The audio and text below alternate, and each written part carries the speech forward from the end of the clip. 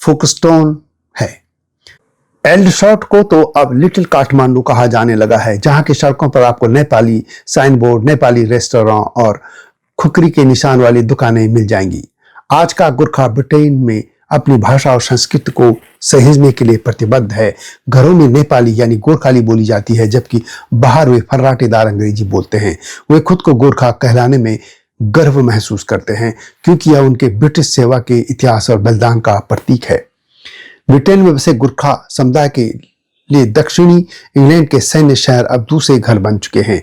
ऐतिहासिक सैन्य जुड़ाव के कारण सेवानिवृत्त गोरखाओं ने एल्डरशॉट को अपना मुख्य केंद्र बनाया है, जिसे आज लिटिल काठमांडू कहा जाता है। यहाँ का गोरखा चौक, बुद्ध मंदिर, भगवान शिव मंदिर इस समुदाय की सांस्कृतिक पहचान के स्तंभ हैं।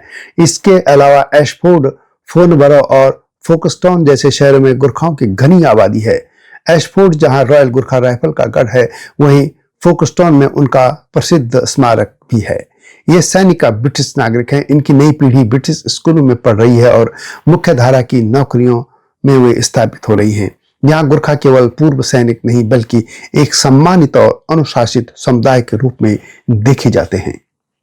ब्रिटेन में बसने के बाद गोरखाओं ने अपनी जड़ों को नहीं छोड़ा। सामाजिक रूप से ये सैनिक तमुधी और मगर एसोसिएशन जैसे जातिगत संगठनों के माध्यम से एकजुट रहते हैं।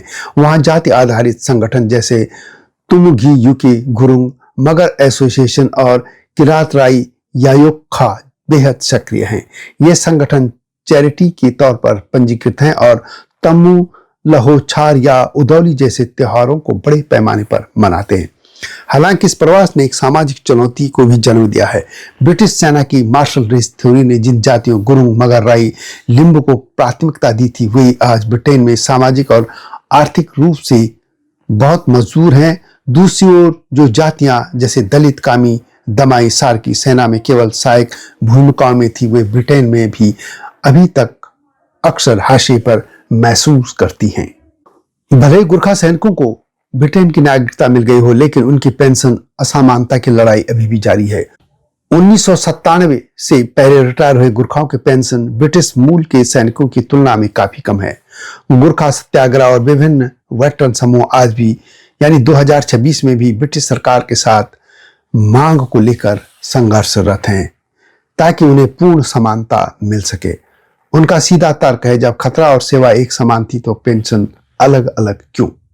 बहरहाल 1947 के विभाजन से शुरू गोरखाओं का यह सफर आज एक पूर्ण विकसित ब्रिटिश नेपाली समुदाय के रूप में सामने है। वीरता से